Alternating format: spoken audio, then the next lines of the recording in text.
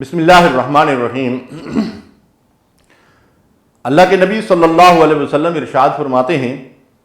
کہ آدمی صبح کرتا ہے تو اس کے جسم کے ہر جوڑ پہ صدقہ واجب ہو جاتا ہے، اور ارشاد فرمایا کہ ہر تسبیح صدقہ ہے، ہر حمد صدقہ ہے، لا الہ الا اللہ صدقہ ہے، اللہ اکبر صدقہ ہے، امر بالمعروف اور نہی عن المنکر صدقہ ہے، اور ارشاد فرمایا ان سب کے مقابلے میں چاشت کی یا ضحیٰ کی 2 رکعت جو ہے وہ کفایت کرتی ہیں۔ سبحان اللہ۔ اگر ہم سورج طلوع ہونے کے بعد سے تقریباً 11 بجے تک کے اس درمیان اپنی سہولت کے مطابق سورج طلوع ہونے کے 15-20 منٹ بعد سے لے کر اس درمیانی عرصے میں اگر ہم 2 رکعت نماز پڑھ لیں تو گویا ہمارے جسم کے ہر جوڑ کی طرف سے یہ صدقہ ہو جائے گا۔